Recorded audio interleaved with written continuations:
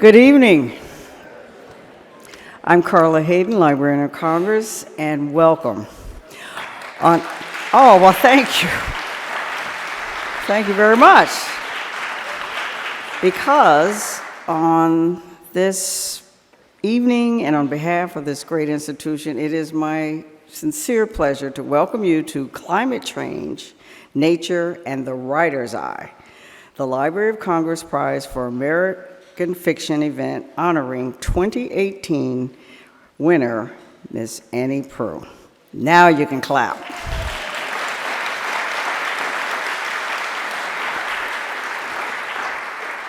Along with our poet laureateship, the Prize for American Fiction stands as the library's highest honor to a living American writer whose body of work is distinguished not only for its mastery of the art, but also for its originality of thought and imagination. It seeks to commend strong, unique, enduring stories who have told us something vital about the American experience. The prize is conferred each year at the library's National Book Festival, and last year I had the honor of presenting it to Annie Proulx. And if you weren't there, you can check out the webcast on www.loc.gov. And while I'm on the subject, let me tell you about the 2019 National Book Festival. It is on Saturday, August 31st. And thanks to our generous supporters and book lovers, some of whom are with us tonight, the festival remains free and open to the public. So, if you get there when the doors open, you can join me when the award for our next prize for American fiction is given. But back to tonight. Our own Maria Rana, literary director of the National Book Festival, and I have to say a guiding light behind the Prize for American Fiction, will lead the discussion. She'll be joined on stage with two other luminaries, and together they will engage in an expanded conversation about the settings, plots, and underlying conflicts in Proux's work, including her most recent novel, Barkskins, on sale outside, as it relates to pressing issues of the environment.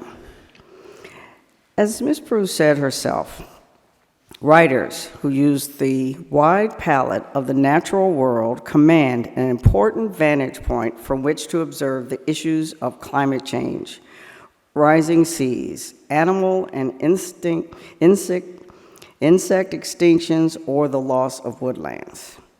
And we count ourselves fortunate indeed to bring you this program, conceived of and starring our own 2018 Library of Congress Prize for American Fiction, the acclaimed author of Brokeback Mountain, The Shipping News, Postcards, and many other splendid works. So please join me in welcoming an American original, Miss Annie Proulx.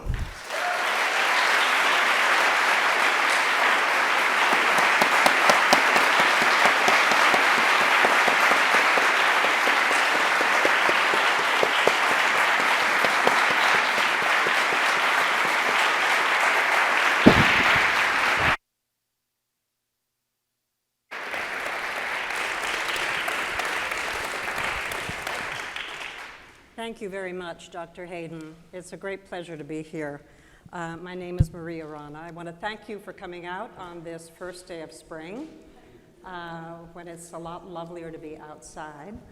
I also want to thank, before we get off the ground, a tremendously talented group of people, the Poetry and Literature Center of the Library of Congress, who has put this together. They run the Poet Laureate.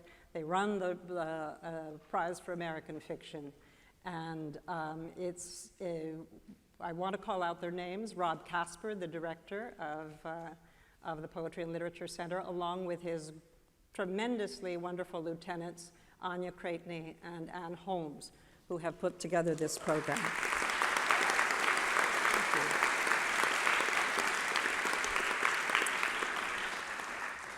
I'm truly humbled to be in the company of the people up here on stage with me tonight. They're extraordinary writers, each of them from different corners of the literary universe. And first of all, of course, is the winner of the Library of Congress Prize for American Fiction, which we're celebrating tonight, to whom this evening is dedicated, and whose work represents a magnificent body of novels and short stories and nonfiction. And I was very glad to hear tonight that she is carrying on a little bit more nonfiction than is usual. And of course, I'm talking about Annie Proulx.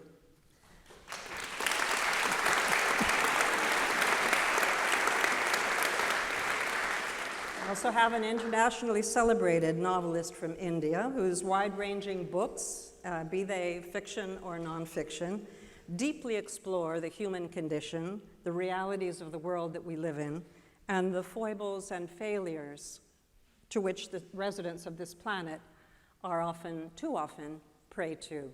And I'm talking of Amitav Ghosh.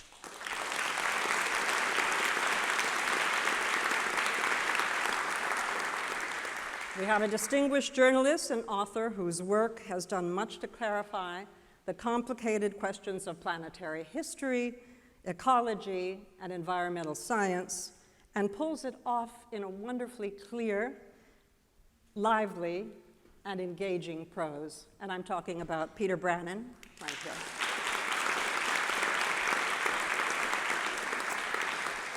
We're all here tonight at Annie's invitation because we share a common concern, a passion that unites all of us on this stage, and it is climate change. We're here to talk about the phenomenon itself, and we're here to talk about the ways that writers have engaged it or not engaged it. We're here, too, to shine a very bright light on the work of Annie Proulx, a work that represents a kind of perfect nexus between the realities of the planet and the art of storytelling.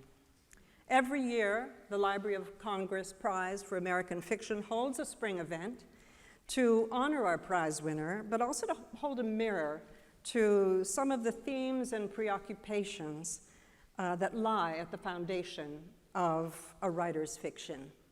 This program, Climate Change, Nature, and the Writer's Eye, is not only inspired by Annie's work, it is largely curated by Annie herself. So before we start the conversation, a bit of housekeeping. Annie's list of recommended books, and they're all nonfiction books because very often fiction is grounded in nonfiction, and certainly that's the way this evening will flow tonight. Her list of books, of recommended books, is in the back of the auditorium for you as a gift to you, a party favor, if you will. And it's also in the book sales area and the book signing area. Please do pick it up. It's a wonderful list. And all of you should profit from it and make your, as Annie says, make your own library of wonderful books about natural history and climate change. We will also have a question and answer period, but it will be with cards. So I would ask you to, in the first 20 minutes of this program, to write your question, if you would, and your name, and perhaps your title, if that's important. And once you do that, I hope you understand that if we select your question, if your question is selected, then you will go down into the archives of the Library of Congress forever.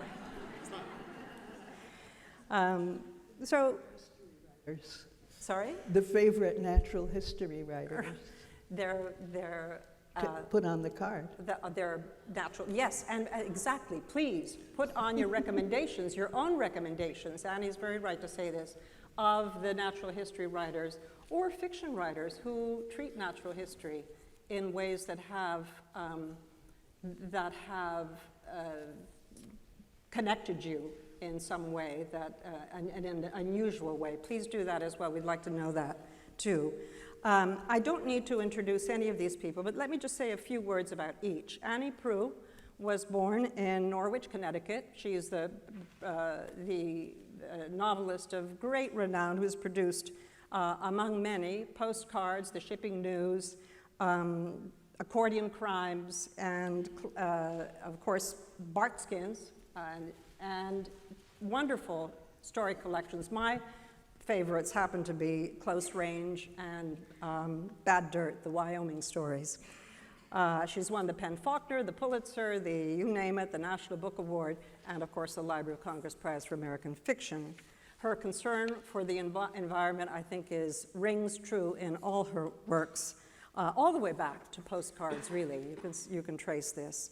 Amitav Ghosh was born in Calcutta. He is a producer of an extraordinary range of books, The Circle of Reason, Calcutta Chromosome, Glass Palace, Hungry Tide, the Ibis Trilogy, which is concerned specifically with communal violence and migration and forced migration, and of course the environment. He was asked to give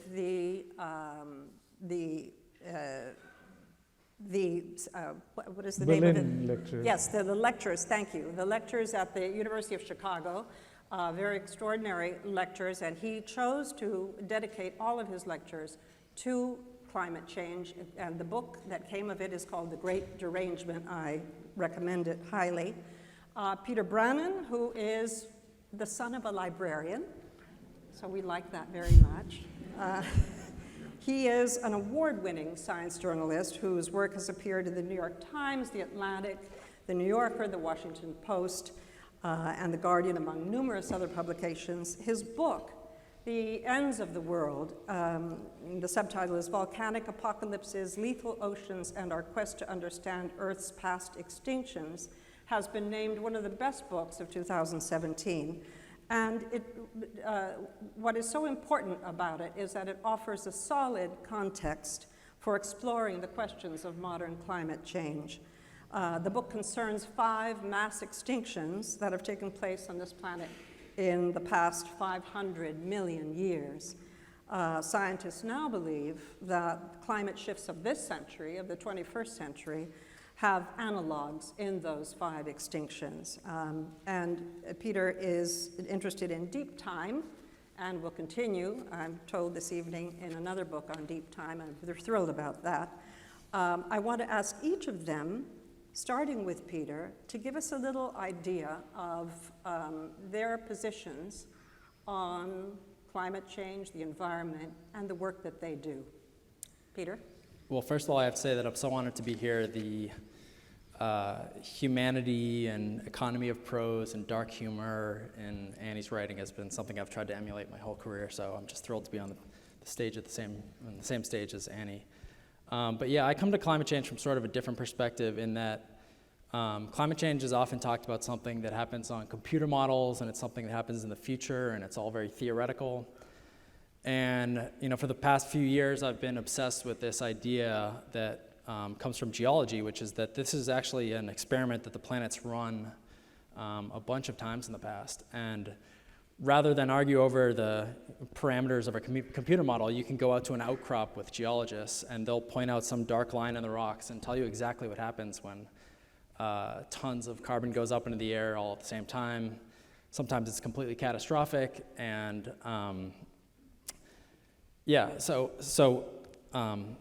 I think a lot of times the ways climate change is portrayed is that it's sort of going to be like our world, but there are going to be these gradations of sort of discomfort the warmer it gets. And what you learn from geology and from Earth history is that the Earth can be many different planets, and it's not going to be like our planet, only slightly less comfortable. For instance, for each degree Celsius of warming, something like 10 to 20 meters of sea level rise if you look in Earth history. So you see these reports by the UN where it's like a few centimeters by the end of 2100, and that doesn't seem that bad. But what we're really setting in motion is this planetary chemistry experiment that's totally unprecedented in the evolutionary history of humanity, and that you have to go back tens to hundreds of millions of years in the past to understand. So another example would be that we're predicted to have 1,000 parts per million of CO2 in the atmosphere by the end of the century, which sounds sort of abstract, but you talk to geologists who study the Eocene, and that's what it was like in the Eocene. There's 1,000 parts per million CO2, and you can go to the Arctic Circle in Canada, and you can find fossil rainforests and there were crocodiles and sand tiger sharks and palm trees in the Arctic at an atmosphere that's 1,000 parts per million CO2. So whenever you read, and there are these caveats in the IPCC, the UN report, where it's like, here's what our computer models tell us, but here's the X factor, which is paleoclimate, and what geologists will tell you.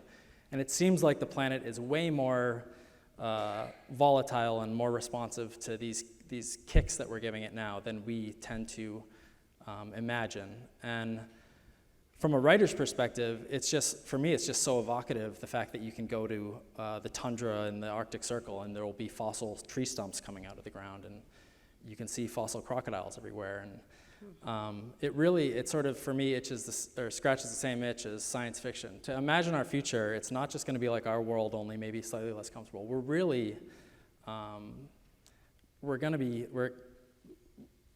whoever, like the next president really is going to have an effect for tens of thousands of years. We're giving the planet a kick that really could send us into this state that's only ever really been seen in geological history. So for me, there's the scientific aspect to it, which I think is really interesting, and there's also, you really do need to use your imagination to understand what we're capable of if we sort of keep going down the road we're going. Mm-hmm. So that's why I guess enjoy is the wrong word, but I like writing about it. Yeah. You'd worry about it very well. Mm-hmm. Amitav? Well, I'd like to say as well, what a privilege it is to be here with Peter, who's done such interesting and important work on climate change, and especially on the extinction events. And with Annie, whose work I've hugely admired from a distance for years and years, especially her deep attentiveness to environment, to history, to the circumstances in which human beings live. And I think it's really an act of extraordinary public spiritedness and generosity on her part to devote this evening, really, which is a celebration for her, to climate change. And I feel really honored and privileged that she wanted me to be here. So thank you, Annie, for that. So I'm from India, from Bengal, which is the largest, which is a huge delta, the Ganges-Brahmaputra Delta. And in the year 2000, I started working on a novel called The Hungry Tide, which is set in the Sundarbans. The Sundarbans are the world's largest mangrove forest, and they're very low-lying, exposed to the sea and so on. And even back then, it became very clear to me that climate change was having an immediate impact right then. You could see the effects of saltwater intrusion. You could see islands going down. And, we often talk about the islands of the Pacific, and of course we should. It's horrifying what's happening to the islands of the Pacific. But, the entire island nation of Tuvalu has 10,000 people. In Bangladesh, recently, one island went down, half of it was submerged, and it displaced 500,000 people. The numbers are such in Bengal. I mean, we are really talking about maybe 100 million people being at risk of losing their land. Bengal is a very populous area. It's about 270 million people altogether. And of these, the great majority live within like 1 meter of sea level right now. And the sea is rising very fast, because actually along with the rising sea levels, there's another anthropogenic impact that affects these areas, which is subsidence. So deltas are subsiding at 4 times the rate of sea level rise. This is happening around the world, in the Mississippi Delta and the Nile Delta, in many of the most populous regions of the world. So, the UN regularly puts out these figures of maybe 500 million displaced or whatever. And, you often hear people saying, so where are they? Where are these displaced people? Well, I can tell you that they're all over. Within India, we've already seen mass displacements happening, people moving from one part of the country to the other, especially from eastern India. They've been moving into the west, which is somewhat more economically stable and prosperous. But you can also see these impacts in movements of people around the world. People don't often remark on this, but we talk a lot about the migrants who are crossing the Mediterranean, and we often think that it's maybe Iraqis or Syrians or so on. In fact, the largest numbers of arrivals, for example, in Italy across the Mediterranean, are Nigerians, Bangladeshis, many Pakistanis, for example. So you can already see these huge displacements underway, and you can also see the complete unpreparedness of the world at large to deal with this problem. I mean, who would have thought 10 years ago even that the migration issue would essentially destabilize all of Europe, and in some sense also North America. And yet here it is upon us, and we are completely unprepared for it. We don't know what to do with it. And what it's going to do in the future, heaven only knows. But I think, just to come back to the story of the Earth, I think we humans are completely capable of destroying each other long before the Earth has to. Thank you, Amitav. Annie, tell us some of your thoughts about this to kick us off. I hope we have a chance to talk a bit about the Marshall Islands this evening, too, who have been hit with 2 huge catastrophes within the last 100 years. I know some people from the Marshall Islands, and where are they going to go? But what am I doing here? About 15 years ago, when I was living in beautiful Wyoming, where I used to hike and ski in that part of the Rockies, which was heavily clothed in lodgepole pine, I noticed that a lot of the pines were turning red, not a good sign.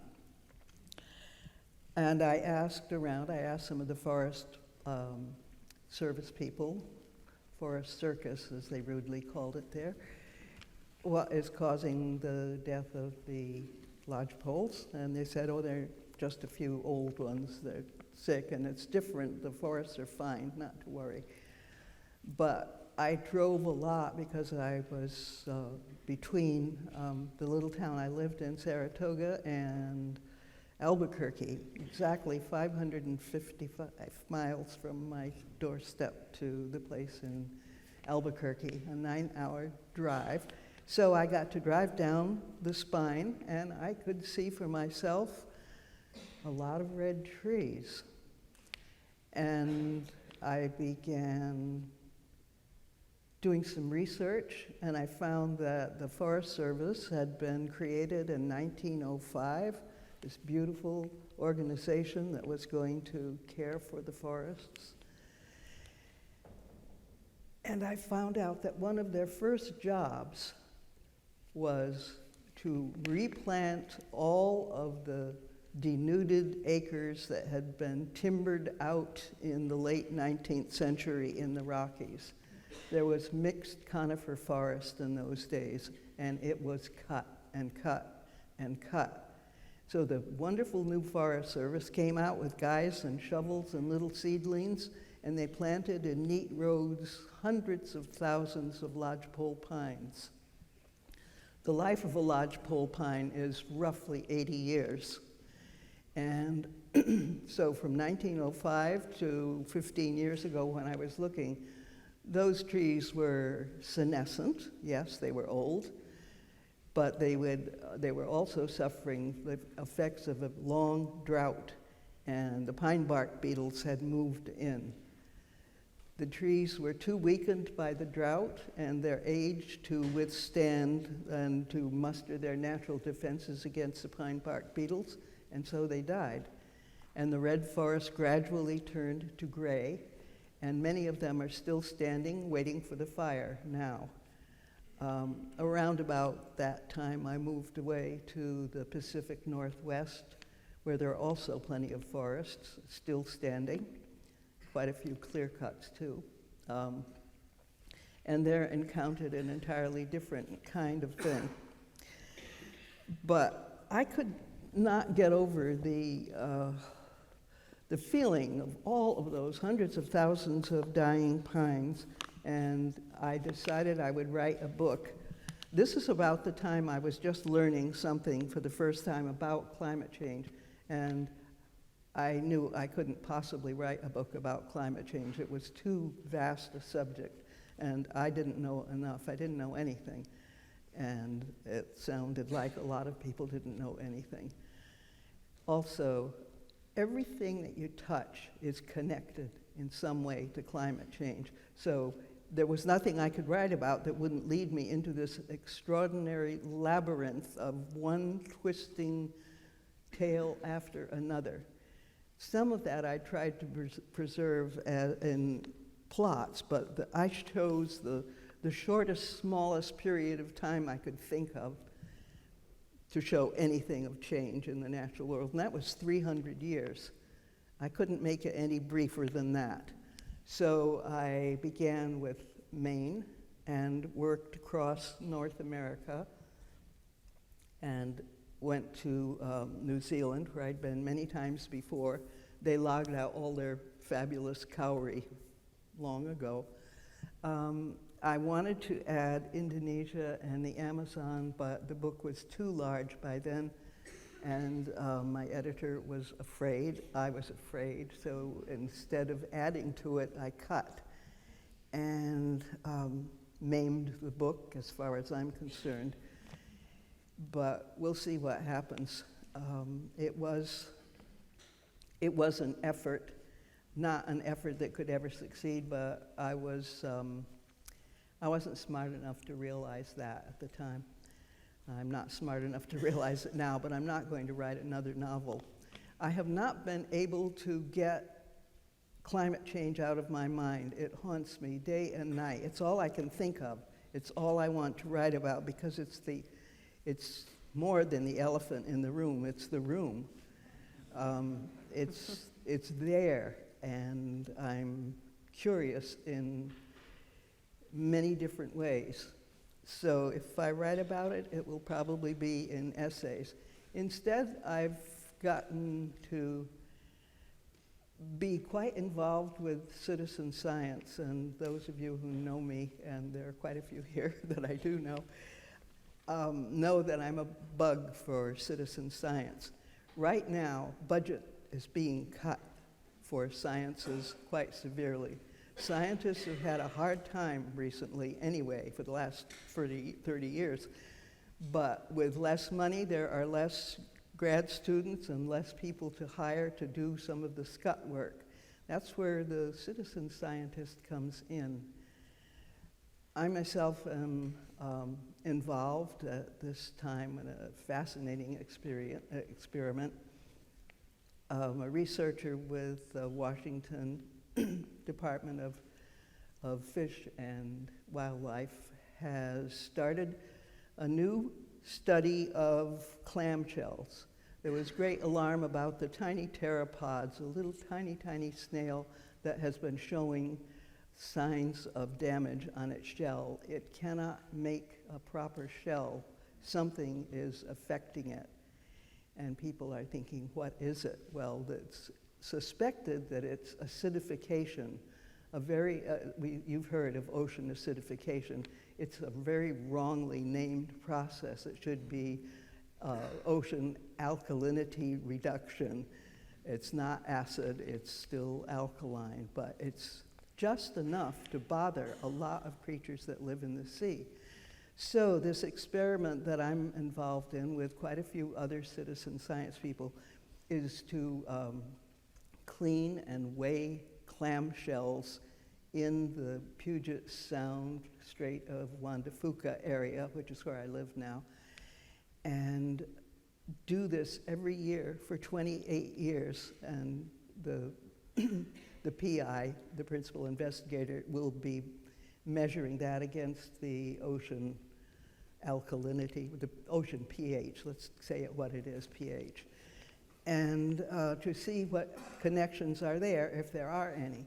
But the point that I make is, instead of giving up things to be a good citizen helping with combating climate warming, get involved in something that really makes a difference, that you can learn from, that's exciting, that's very worthwhile, with people who need your help.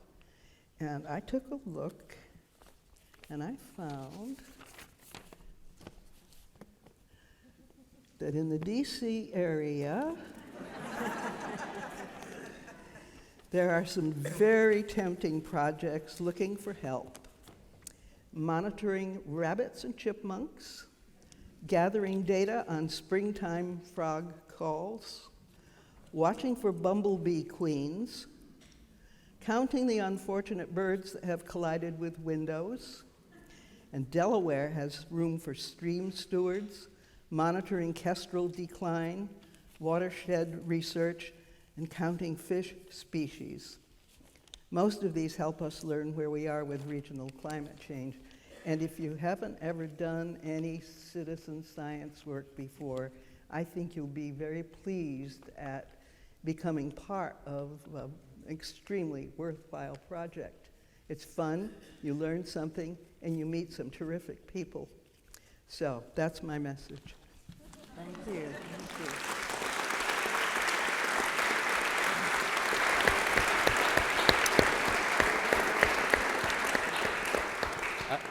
So at this point, would you kindly, if you have a question, pass it down the aisle so that the stewards can collect it. We want to start talking about the science itself, and then we will eventually move into how fiction reflects, mirrors, or absorbs the science and uses it in different ways. Let me start with you, Peter, and ask you if you would define for the audience the word Anthropocene. What does that mean, and what is the relevance of it in this discussion? I might be the wrong person to ask on this because I actually think the Anthropocene is slightly overrated. Oh, fine, good.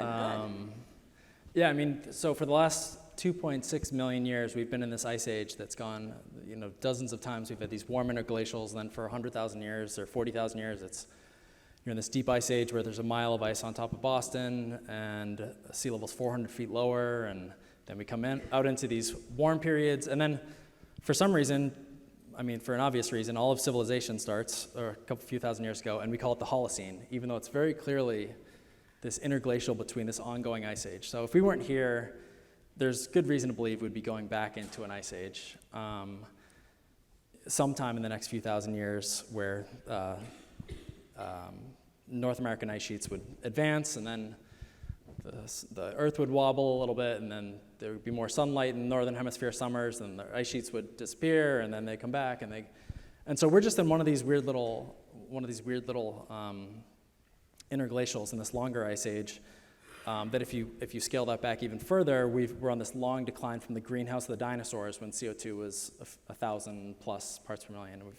CO2's been going down and down to now we're in this ice age. And we're still in an ice age, which sounds weird because you don't think of this as an ice age, but there's ice on Greenland and Antarctica, and that's sort of a weird situation for Earth history. For a lot of Earth history, there wasn't any ice on the planet. So we're in this interglacial and a longer ice age, and we are currently injecting CO2 into the atmosphere at this rate that's only been seen a few times in Earth history. But we are at a subliminal time frame. I think it's too premature to say that it's an Anthropocene. So the idea that we're in a new epoch, I think, is both really optimistic because there are epochs in Earth history that last 46 million years. And we've been a few thousand years, we've done all this crazy stuff. And I think we more resemble an event. So there are things in Earth history that last hundreds of thousands of years to millions of years that we call events. Because geological time is so vast that if something doesn't last for a few million years, you say, wow, that was a weird little episode. And I don't think we've earned the right yet to call ourselves the Anthropocene. I think we're, if you're a geologist 100 million years from now and you stumble upon the layers of humanity in some canyon that's exposed at the surface, it won't look like, you will never call it an epoch. You'd think it has the same, you'd be able to resolve it with the same duration as like an asteroid hitting, basically. So I hope we're in an epoch where humanity learns to live in concert with the natural world, and that we go on to be stewards for millions of years, and that this really is the Anthropocene. But at this point, I think we haven't earned that right, and we are just this sort of completely out of control force on the planet that there are analogs to in Earth history. But yeah, I probably should have defined the concept of Anthropocene first for people who aren't familiar with it. It's the idea that we're in a new geological epoch. I think that's too premature and it's too optimistic. So that would be my take on it. And yet you would say that we've had an effect on this planet. Totally, yeah. Yeah, okay. You can see episodes in Earth history when tons of CO2 goes into the air in a few tens of thousands of years, which to a geologist is a catastrophe. So there's an event 56 million years ago called the PETM, that stands for something, but it's basically it's an amount of carbon that's equivalent to all the fossil fuel reserves in the world got injected into the atmosphere by volcanoes, it's thought, and then there were some feedback loops. But it was about the same CO2 amount that we could do if we burned everything. And that took place over 20,000 years, and it completely changed the world. There was a global coral reef collapse. It was like a lightning strike to evolution. You have all these new groups show up afterwards. But that was as fast as things happen in geology. And so we could release the same amount of carbon as happened in this completely crazy event in a couple centuries. So that's way too quick to resolve in the fossil record for geologists. This is as fast as possible. And to call ourselves this geological phenomenon an epic, for me, it's just too, I hope it's true. I hope we're in a new epic, but I think if you were a geologist a long time from now and you looked at the record of humanity, it'd be a weird little layer in the rocks. So if we are the bad guys of the planet, at what point did climate change become our concern? The first time I think I lodged the concern personally was reading Alexander von Humboldt, who said back in the turn of the 19th century that the massive cash crops that Europe was planting and the sort of monoculture of agriculture at the time would be dangerous to the planet. And he said this back in 1793, 1800. And then I think he was the first person also to say that the forests had a great deal to do with the ecosystem. And, but when, as far as you're concerned, now, Amitav, reading The Great Derangement, you call out a time when the volcano in Tambora in Indonesia. Tell us about that. Tell us about that moment. Well, the Tambora event, this huge explosion, I think it was near Sumatra, it had this enormous effect. A huge amount of dust and aerosols were pumped into the atmosphere. That year, 1814, 1815, would become famous as the year without a summer. There were droughts. I mean, all around the world, harvests failed. People went hungry. But, in the annals of fiction as well, we remember that year because that was the year when Lord Byron went to Lake Geneva. And while at Lake Geneva, he met up with Percy Shelley and Mary Shelley. And it was a very strange time. There were these terrible storms. There was all this darkness. And one day, Lord Byron said, and he had his secretary with him as well, he said to them, it was raining terribly, and he said to them, let's all write a story. And he himself came up with the first vampire story, and Mary Shelley came up with the idea for Frankenstein. So out of this strange, climate event was born essentially modern science fiction. Yes. A degree Celsius change, so we can look forward to stories that are like 8 times better than Yeah. But yeah, so there were famines and cholera breakouts, and they say that the Mississippi, or I think one of the rivers, began to run backwards or something for a period of time and created a lot of havoc. Why does the public, do you think, fail to grasp the importance of climate change if it does? And certainly in The Great Derangement, Amitav, you say that they do. Why is it that you think that the public is so slow to grasp this importance? You know, I don't really know that the public is so slow. You know, I think that there's one sort of narrative which says people are in denial, people don't know, people don't want to accept the science and so on. But I think, and you know, I think that's in a way a comforting idea, because it tells us that, you know, we only have to tell them the facts and they'll wake up and they'll do the right thing. But you know, the much scarier thought is that in fact everybody knows. And in fact, I think that's the case. I mean, really, everybody knows. I mean, certainly in India, anyone I speak to, especially farmers, etc., they always will say to you, yes, the climate is changing, the weather is changing, nothing is predictable. Similarly, if you just saw what happened in Mozambique, their president, their ministers said very clearly that, you know, this is an effect of climate change, you know. So it's not that people don't know, it's what people do know, they want to package in a certain way, which works out to their advantage. And I think that is effectively what you're actually seeing. Well, today, on the front page of the New York Times, Washington Post, were, of course, the floods in Zimbabwe, the cyclone in Zimbabwe, the floods in Nebraska, and Iowa. Any number of, yes.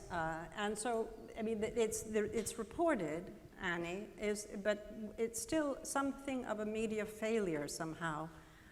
What do you think? Well, putting this list together, I didn't want it to be too much like Dante's descent into the inferno,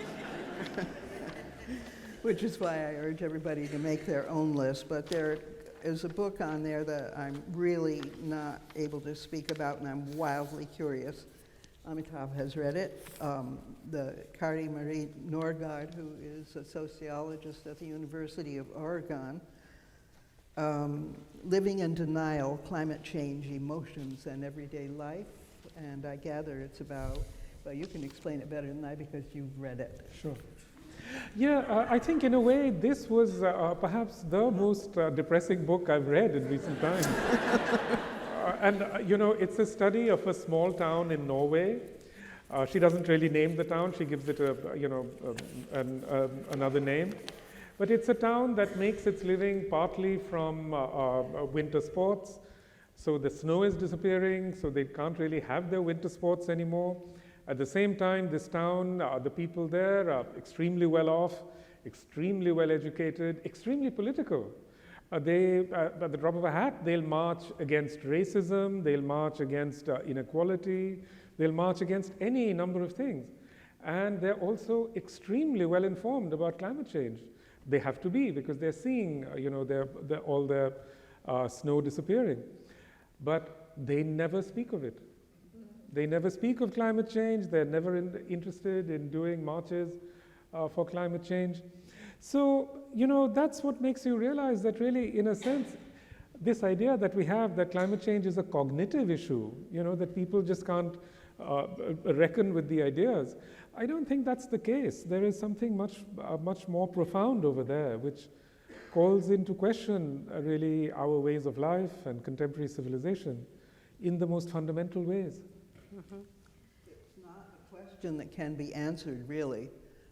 Don't look at me for any kind of answers, because I sure don't have them, and if anybody here does, sure would love to hear them. It's this chap, Lifton, who's on the list, Robert J. Lifton, wrote something called The Climate Swerve, and I'm not sure what he means by swerve, but I think I know. I think he means a sense of malaise, a sense of something not right that's in everybody, sort of just something that makes you uneasy. You don't know what it is, but it's there, and it's there all the time. There's just something that's wrong. Has anybody here felt that situation? That kind of thing?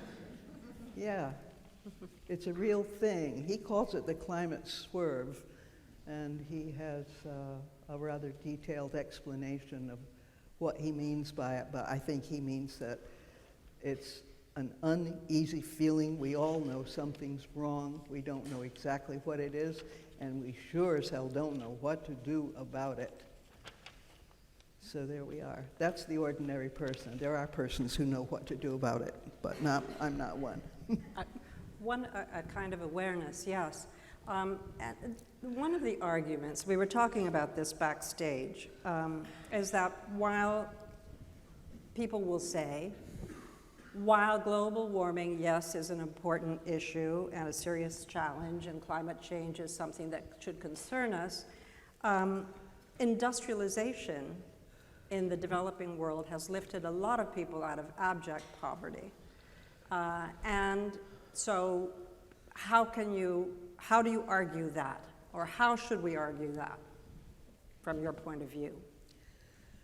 Peter? This is terrifying.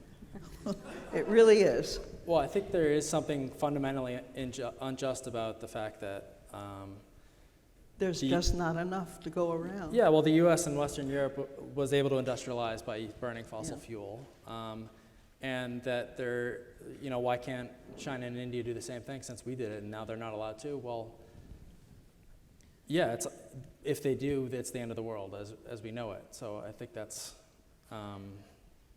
The end of the argument.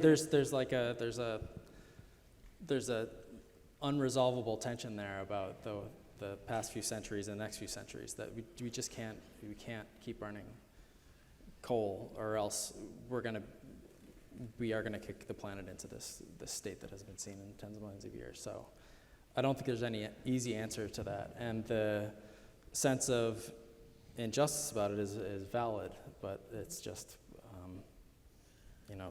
the planet responds to atmospheric physics and simple chemistry, and if we keep doing it that way, then it's going to be game over. If everybody in China has a car, we're in a very big problem.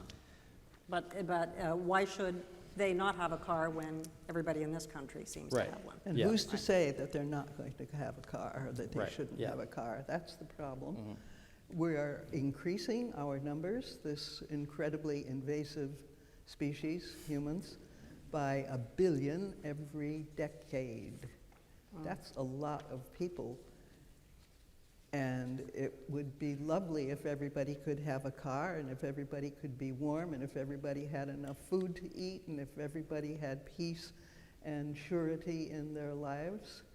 But it doesn't look like it's going to shake out that way, and I sure hope somebody in this audience has the solutions. Think about it. But I think that there's also a problem with the ways in which we think about wealth or the good life. I mean, that is really what is at issue. I mean, are we really saying that, we are so much richer than, let's say, the world of Shakespeare, just because he didn't have a washing machine? I mean, there are these absurdities, really. There's such a presentism about this, And that's where, when you think about Gandhi and the positions he took, which actually seems so shocking today almost. I mean, he was willing to say that, no, we don't want that way of life. That way of life isn't wealth. It's actually a kind of poverty that comes disguised as as an idea of wealth. But there is no one in the world today who can actually say that, except indigenous peoples. And I think it's worth remembering here, there was a very brilliant anthropologist called Marshall Salins, who wrote a wonderful paper called The First Affluent Society. And it was about the Australian Aborigines. And he shows that they had more leisure time, they had better food, they had better health, they had more fulfilling lives. So really, I think that is actually the crux of the issue, which is what is wealth? What is the good life? Yes.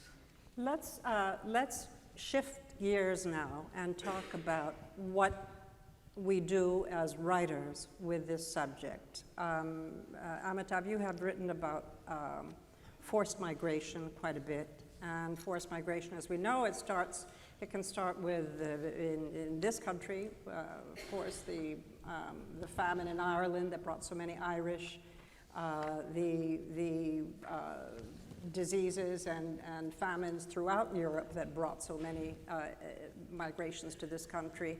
In the country where I was born, in Peru, the shining path, creating such terror throughout the countryside that millions of people converged on the capital.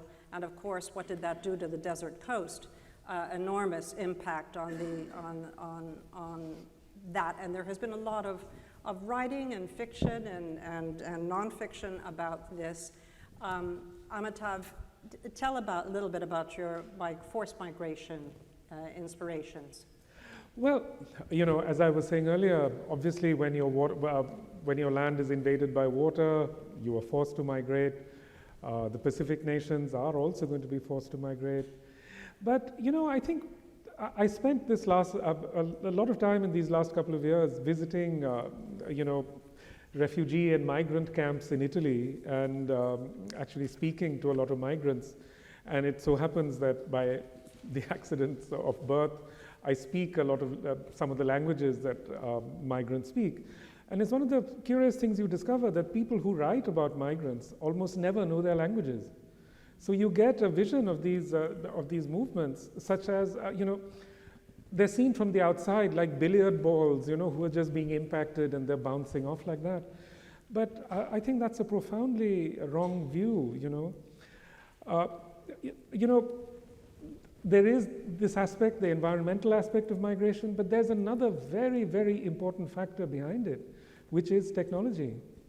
You know, if you look around the world today, you look at any picture of a contemporary migrant, somewhere in the background there is a cell phone. And this is a very, very important aspect of these movements, because every bit of the journey is actually managed through cell phones. You know, the money that they pay to the traffickers, the ways in which they find their entry points. Most of all, you know, the whole idea that there is some place they want to go comes through the cell phone. So, you know, we have created this world where this technology moves goods around the world at breathtaking pace. What on earth made us think that human beings also would not move, you know? You can't move everything and not move human beings. So what I'm saying here is that, you know, yes, there are literally some forced migrations, absolutely forced, but there are also these other migrations which are actually an aspect of the acceleration that is itself causing climate change. That is, both climate change and migration are effects of an acceleration that has taken hold of the world at large. Well, certainly your novels do explore that to a great degree.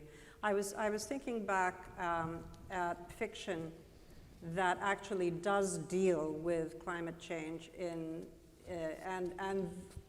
the depredations that say that human beings wreak on this planet.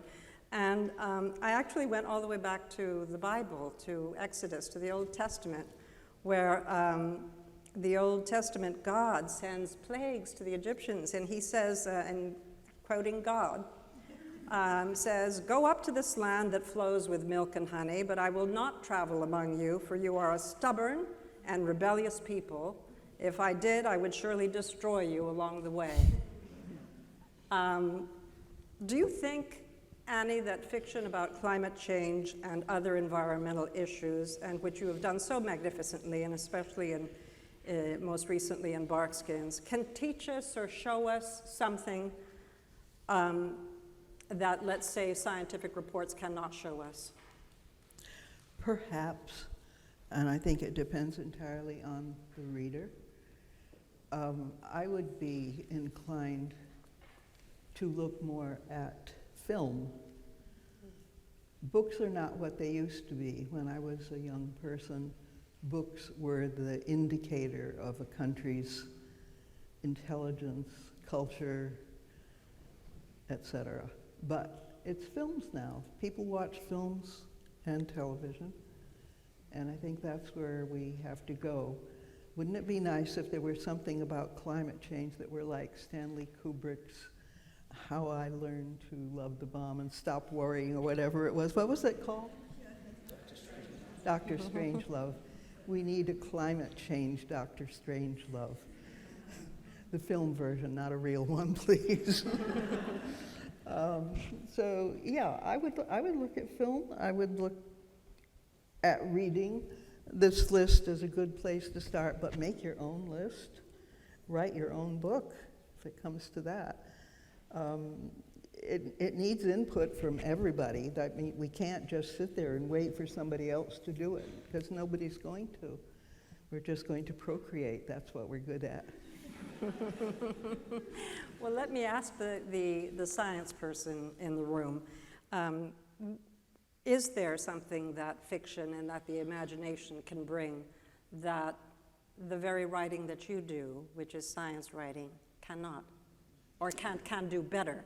Yeah, I think one of the ways that sort of narratives about climate change have been ill-served is the extent to which they're dystopian, obviously, and that the humans in them are not recognizably human. They're sort of just they're somber and dour and trudging through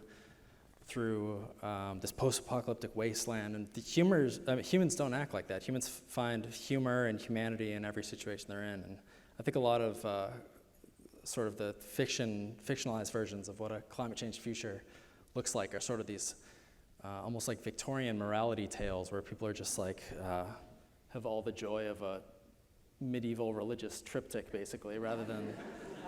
To the Polish for a good teacher about climate change. They are so great with a sense of humor. They've been through so much horror that a couple, I don't know if you saw Cold War, a film that was recently out. The couple who decides to have a suicide pact at the end, and they take a lot of sleeping pills, and they go and they sit on a bench by the side of the road waiting to die. And then they change their position. They get up and they cross the view and sit on another bench, and they say, well, at least the view's better here. And that's kind of a Polish, a mean, self-inflicting turn of the screw. It's a wonderful sense of humor, and I would hope that somebody Polish would make the T-shirt. Well, I tend to think of science and fiction, both science and fiction, as sort of both striving to the same goal, and that is to uncover sort of universal truths, to get at something that's foundational, that is clear and true. Fiction strives to do that in a very different way, as does science. How can we get closer and closer to the truth? So it seems to me that, am I right in saying that a lot of this, shall we say, environmentally smart fiction might have begun with Rachel Carson in 1962 when she did Silent Spring, and it was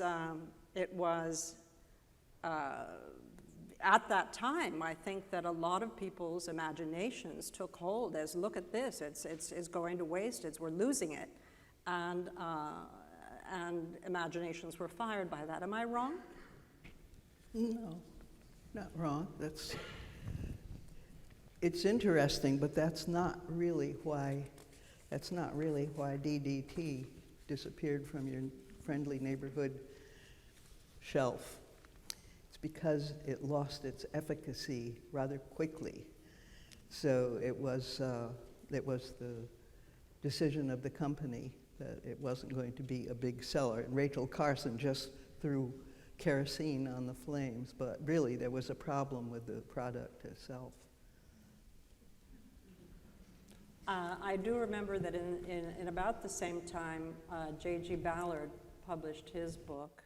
It was a sort of cataclysmic book called The Drowned World. Yes. Do you remember that? Yes. City, Yes. It was right at about the same time, and maybe it's the combination of Silent Spring and The Drowned World that have made such an impression on me. But of course, before that, there are many. I mean, you could say that Moby Dick is an environmental novel, could you not? You could certainly say that John Steinbeck's novel about the Dust Bowl is an environmental novel. You could say that. Sorry. The reason why this time is different is because DDT and chlorofluorocarbons were sort of niche chemicals that there were replacements that the chemical industry had ready to go. And the project of civilization for the last 150 years has been to convert as much carbon in the ground into energy with this byproduct CO2. It explains why there's 7 billion people on the planet. It's what we do as a species. So it's not just some niche industrial chemical that happens. It's the central project of civilization for the last 150 years. And to tackle it, it really is, the Montreal Protocol, which bans CFCs and helped the ozone recover, is not a good model for how we're going to tackle climate change, which is why the Paris Agreement has been so ineffective, is because it's not something that there's a ready replacement ready to go. And it's so complicated and interwoven. It's like your grandmother who's knitted this extraordinary, huge quilt, been working on it for years, and there it is. It's about 8 by 12 feet. And you have been informed that there's one knot in there. There's one of those stitches that if you can pull it out, it's going to make the entire blanket into solid gold. So pick the right knot. You don't know, it's all interconnected. You'll never know, you'll never get the gold blanket. Sorry. Well, so if you look at, let's say, John Steinbeck or Upton Sinclair or Herman Melville, or look at them as environmental novels, or Sarah Orne Jewett's The White Heron, and this is a question that was handed to me by Rob, the head of the Poetry and Literature Center. Is there something you think that contemporary fiction, you being practitioners of contemporary fiction, is doing about this subject that canonical fiction could not do, or did not do well enough? Tearing our hair out? Well, I actually think that there's a great climate novel has already been written, which is Steinbeck's Grapes of Wrath, which is really it could be about today in some ways. But yes, I do, in my book, I look at the ways in which climate change is so resistant to the techniques of contemporary fiction. There are many aspects of this resistance, but I think one of the most important aspects is really that climate change is uncanny. We are surrounded by all these uncanny events, which actually we are at a loss to put together. That's one of the things which I think is most elusive in writing about climate change. But I do feel that somehow in 2018, something new happened in the world, which is partly that I think many more people began to see the urgency of the circumstance. But also, a very important novel was published, Richard Powers' Overstory, which really is an amazing novel and a wonderful book. But also, the reception of this book was very particular, Before that, whenever you had a novel written about, say, subjects like climate change, they would never figure in like serious reviews like the New York Review of Books or whatever, They were considered like genre fiction, so not serious. But Richard Powers' book hasn't been treated like that at all. It's been recognized to be a major work of mainstream serious fiction. And I think that, but she was always hived off as a science fiction writer, which she bitterly resented. Yes, but she was shoved off to the side as being not very important and not very good. But absolutely. She's great and she's important. Doris Lessing, in the last years of her life, what did she do? She wrote science fiction. Yes. But it's, so I think it's not just the novels. I think it's how novels are read. How novels are received, how they're read, all of that matters. Okay, that's good. That's on you. You say something quite wonderful in your book, Amitav, in which you say that we used to be, as a human culture, enchanted with the storytelling of the Arabian Nights, of the Decameron, where things were so wildly unbelievable. The believability was a question. And people, it was an escape world fiction. And then suddenly we became very earnest about fiction, and that it had to be something we could recognize. Yeah, there has to be a central person. Right. And so that we have put ourselves in the hole, in a pit, as it were, to describe something like climate change, which is almost, to some people's minds, quite magical. Yes, it's exactly as Peter says. The modern novel was really born at the same time as humanity launched on this project of burning ever more fossil fuels. And the fossil fuels and the novel seem to have this sort of mysterious connection. But I think it's worth remembering that there has been another era of climate change, which is major climate change, which is the Little Ice Age of the 17th century. And I find myself now completely obsessed with this period. Unlike a lot of writers who think of climate change as something being pegged towards the future, to me, it's the past that's really interesting and important, And if you look at this period, the 17th century, and the sorts of writings and the sorts of imaginings that come out of it, not just in the West, around the world, it's really illuminating and very powerful. Mm-hmm. Yeah.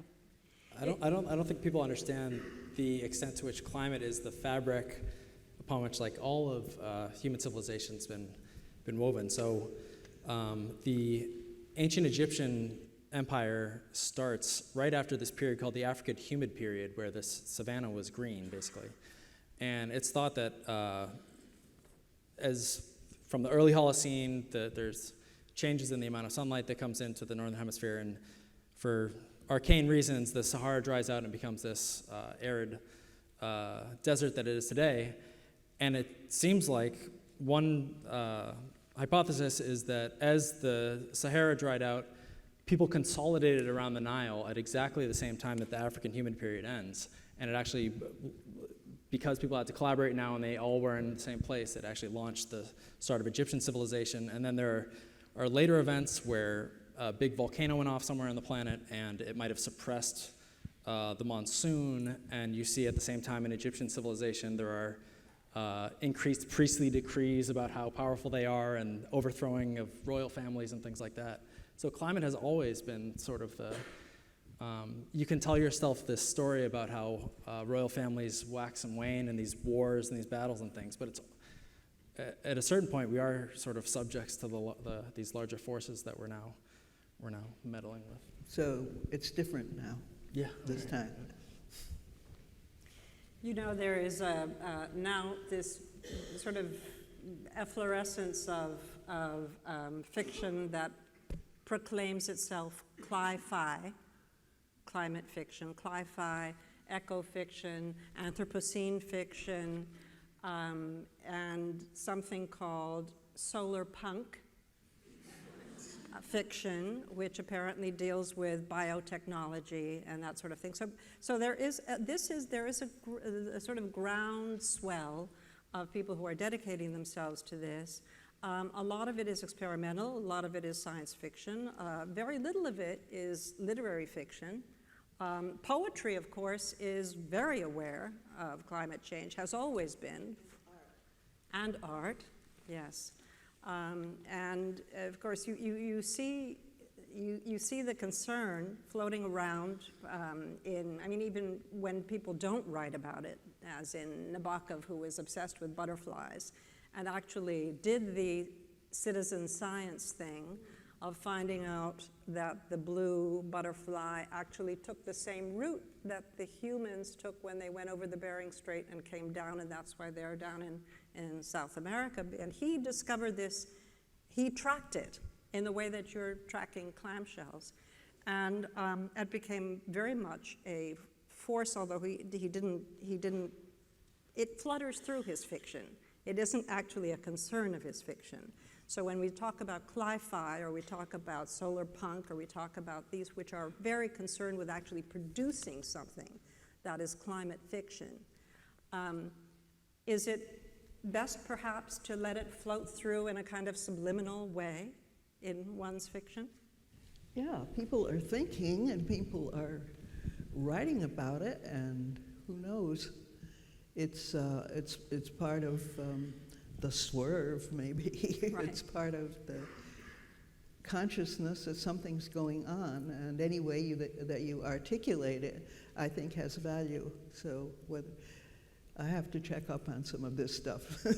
I have not heard of, what did you Believe call it or not. Solar punk? We're all dying to hear some or read some. I want to ask now for the questions. If Rob could hand me the questions. Thank you so much. While I ask you, thank you, Rob.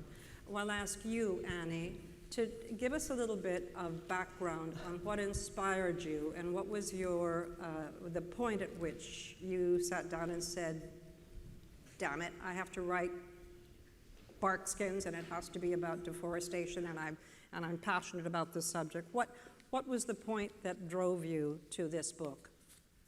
It really, literally was just observing, looking.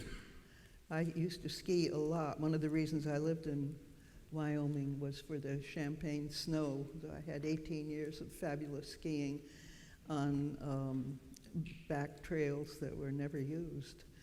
And I could go zooming through those lodgepole forests, whether there was a trail or not, because there was no undergrowth. They'd all been planted, and I don't know whether they trimmed it out or sprayed it with herbicide, but there were no undergrowth. And I became suspicious, and I found out something about the trees, and I thought about them, and I grew up in New England, where there were lots of trees once, and it just seemed like the thing to do because I was becoming aware of global warming, as we were calling it then, rather than climate change. And so it just happened, and it was a rewarding, fascinating, overwhelming subject for me, and I really got quite buried in it for a number of years. I'm very curious to see what National Geographic does with it. They're making it into a series.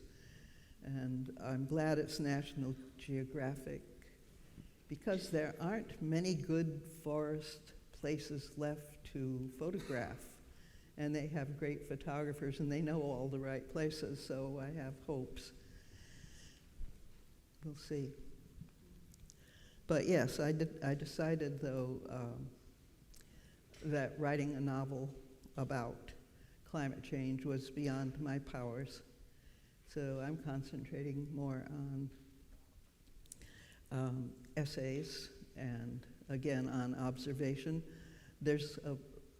Where I live now, there's a particular bluff, a sandy bluff, and down toward the bottom of the bluff is a band of peat, old peat. It's all flattened out and dried together. It's not like the fat, plump peat that you see the Irish cutters taking out. That's wet. And the stuff I'm looking at is ancient. And how it got there, where it came from, how old it is, well, I know how old it is. It's 151,000 years old. It's relatively new. So I'm very curious about it, and I will probably write something about it, but it won't be a novel. So it's kind of hard to make a strip of peat be your hero. So that, I'm experimenting with short story, again, short stories, and writing essays, that sort of thing. But I'm afraid to go near a novel again, not only because I'm old, but because the only thing I can think of is climate change, and I know I can't write a novel about it. So I'll be the one reading Solar Punk. Well, here's a vote from the audience, somebody whose favorite naturalist is Annie Dillard, the Pilgrim at Tinker Creek. Oh, lovely, yes. Yeah. That goes on a good list. That's a Yes. good one. I think she lives in the Pacific Northwest too, but I've never met her. Right? Yeah, a wonderful book. Here's a question. Much like humans and climate change, many of your characters don't fully grasp the consequences of their actions until they're forced to reckon with them. Is there a particular character from your work that particularly exemplifies humans' perceptions of and relationship to climate change? I'll ask this of both of you. Annie? No.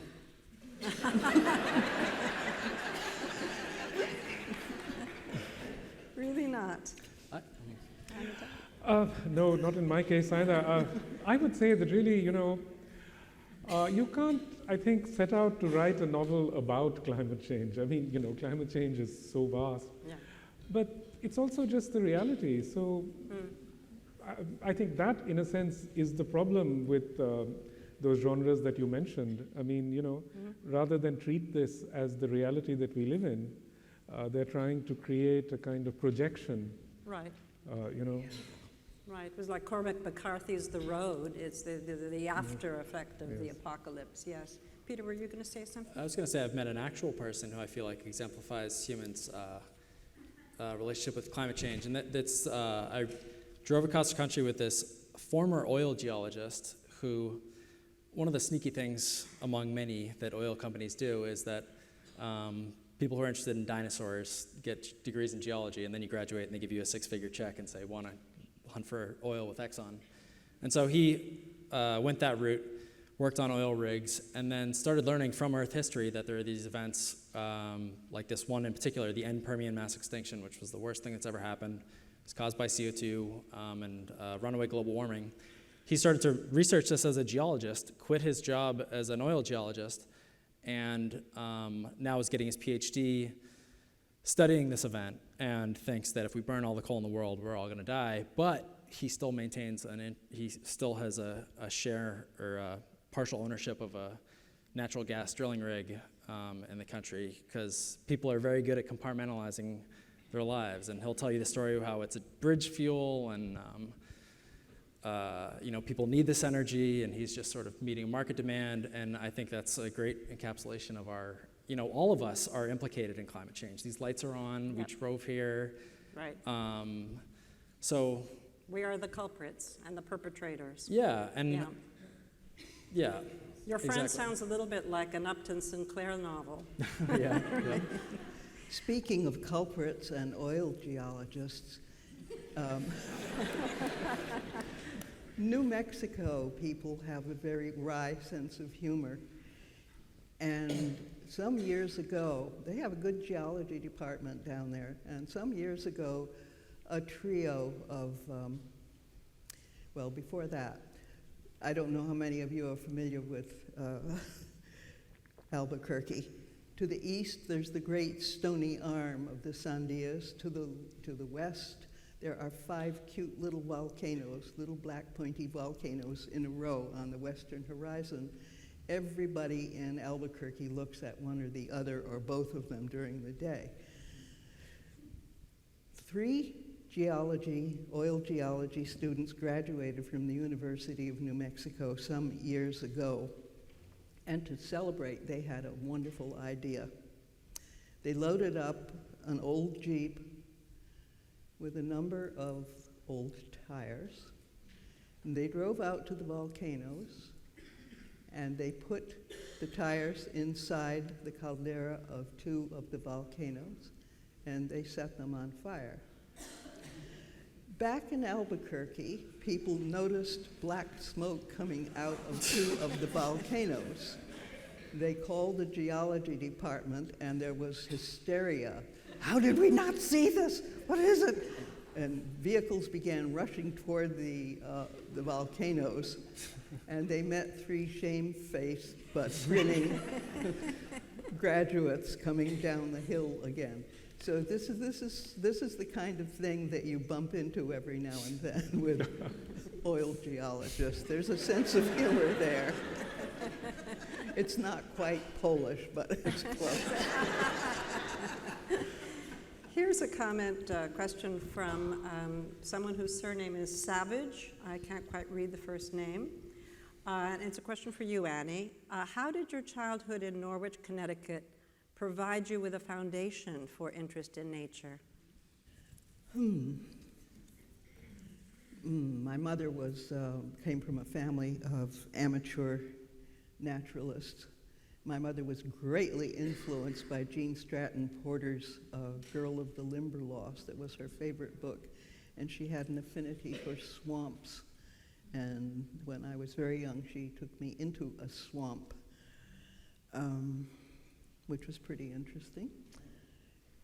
She had no trouble leaping from tussock to tussock, but I was about 3 years old and I had a great deal of difficulty, and she'd say, "Come on." And I looked over at the next tussock, and there was, the entire swamp was interlaced with spider webs, and there was a very large one on the next tussock with the owner in residence. And I could see the center line that went down the middle of the web, so you know it was a garden spider. I didn't know that then, I knew it later. Which reminds me of another story. In Pittsburgh, a few years ago, I was at the Carnegie Museum of Natural History, and they have an adjunct out in the sticks for, it's a bird banding station. I went out there to look at what they were doing, which is pretty marvelous on its own. But I also saw a testing site that they had for glass. Glass manufacturers would send these pieces of glass to them, and they had this long black tunnel.